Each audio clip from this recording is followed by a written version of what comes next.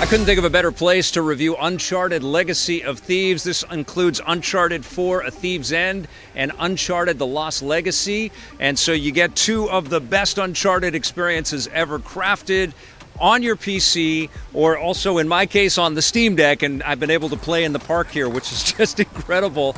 And I love these games when I played them on the PlayStation 4. I reviewed this collection on the PlayStation 5 earlier this year, so I was very much looking forward to seeing how these run on the PC and on the Steam Deck. I definitely have been enjoying my time, and I've been sucked right back in, even though these games have come out in the middle of what I call Game Avalanche season, when all of these big brand new releases are out there, and I've been taking my attention and taking my time. This is still fantastic gameplay. The game is also released at a slightly lower price point than sort of brand new PC games are out there, but we have to take into account that this is a couple of generations old gameplay that's been modernized and updated with some really cool technological niceties for 2022 machines. The porting job was done by Iron Galaxy, and Nixie's did the Spider-Man job. And I think in comparison, I think this is a commendable job, but I think Nixie's did an amazing job, pun intended, with the Spider-Man port to PC, although you get a lot of the same kinds of benefits by playing on PC. You get 21:9 ultra widescreen support, so I was able to play on my PC, which has a NVIDIA 3070 card in it, and it's got last generation top-of-the-line Intel chip in there, and it was running beautifully in the 21:9 ultra wide resolution at 3440 by 1440. I had everything set to ultra, but I got some frame rate bumps and boosts when I put on DLSS. I set that to performance, and I was getting into the 75 frames per second kind of range. I didn't go over 100. I didn't get into 120. I think that's for more top-of-the-line, state-of-the-art processors that are on the market right now or about to start hitting this machine. But of course, you get full HDR support. You can just make this thing absolutely hum if you've got the hardware for it. It runs pretty well on the Steam Deck. I was able to kind of get into the 30 to 40 frames per second mode, and that was sort of setting it at the game's preset in the battery settings on the Steam Deck, and then fiddling a little bit with the AMD FSR mode. Of course, there's no HDR, and you're going to take some resolution bumps, and you're going to take some fidelity bumps on the characters, and especially on a lot of the background detail.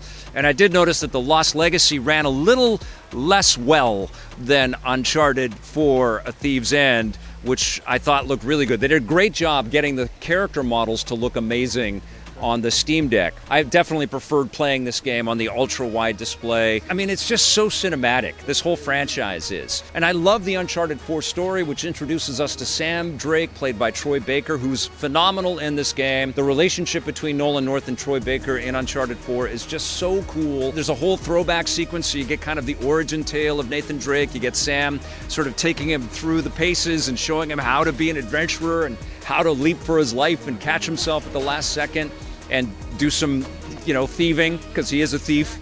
And of course, they get embroiled in this cool international adventure that takes them everywhere, through Scotland and through jungles and through pirate treasure. And there are so many beautiful vistas and so many last-second saves, and some really beautiful destruction effects and fire effects, but also an incredibly tight story as well, with beautiful performances. It's all performance capture, and everybody just nails it. Everybody revels in their characters and what they can bring to the table. There's an emotional core all the way through it. The way that Victor Sullivan cares about Nathan Drake, the way that Drake and Elena have this relationship, and Elena understands Nathan Drake's compulsion to go out and do things that she wishes he would retire from.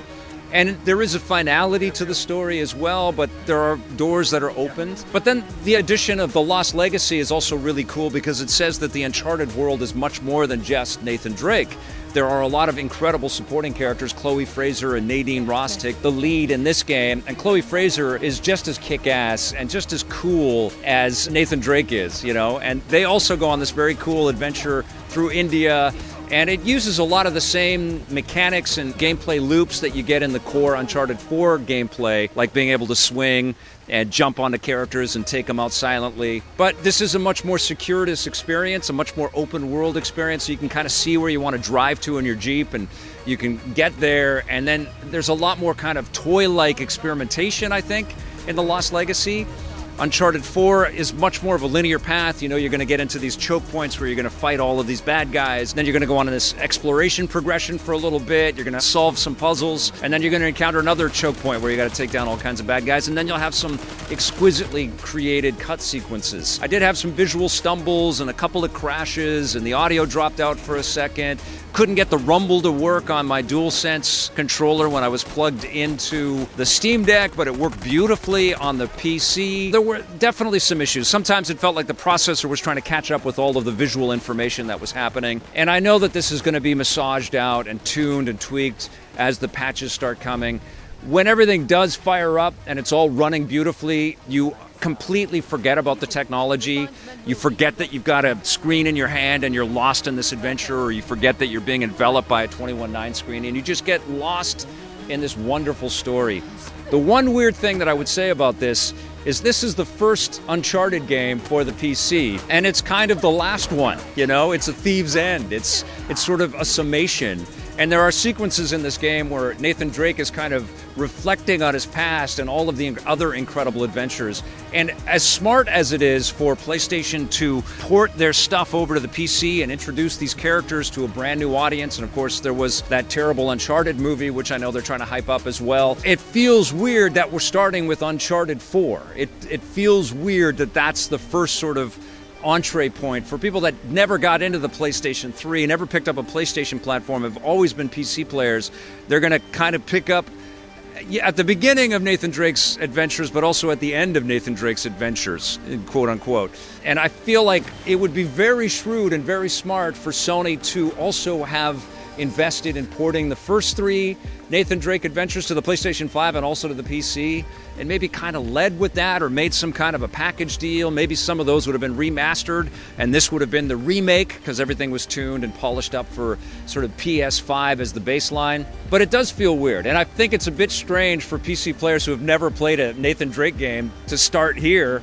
But I want to hear from you guys if this is going to be, you PC players out there, is this going to be your first Nathan Drake adventure? I mean, they're all standalone and you can have a great time no matter where you start, but I think it's kind of like equating watching the Indiana Jones movies by starting with The Last Crusade or something. You know, it's just odd. That doesn't take away from the beauty of it. It's also a less expensive package than a lot of the brand new PC titles are out there. It's still a little expensive for sure, and it would have been cool for PC players if they have a PlayStation 5, if you know, you can get kind of the game across both platforms like with what Xbox is doing. But still, this is remarkable gameplay, beautifully tuned, really well polished. If you've got a 21:9 ultra-wide display, this is like a showcase game for that, and it's amazing on the Steam Deck as well. Even though I'm exhausted on talking about this game, I've talked about Uncharted 4 especially so many times now, I still get sucked right into it, and it's really, really cool. The only other thing about this package, too, is, of course, they don't have any of the Uncharted multiplayer. That's all been stripped out of the game, just like they stripped out multiplayer out of The Last of Us Part 1, which kind of sucks, but presumably Sony and Naughty Dog and their live service teams within PlayStation are looking at bringing probably The Last of Us and the Uncharted multiplayer opportunities to both the PC and the PlayStation 5 as free-to-play down the road. That's my guess. I don't have any insider knowledge on that. But this package, man, it's hard to quibble. It's still fantastic. It's older gameplay. We've been talking about these 2 games for years now, but they're still incredible, and they're still so fun to play, whether you're on the go on a Steam Deck or you're at home on a souped-up PC. I'm going to give the Uncharted Legacy of Thieves Collection an 8.5 out of 10.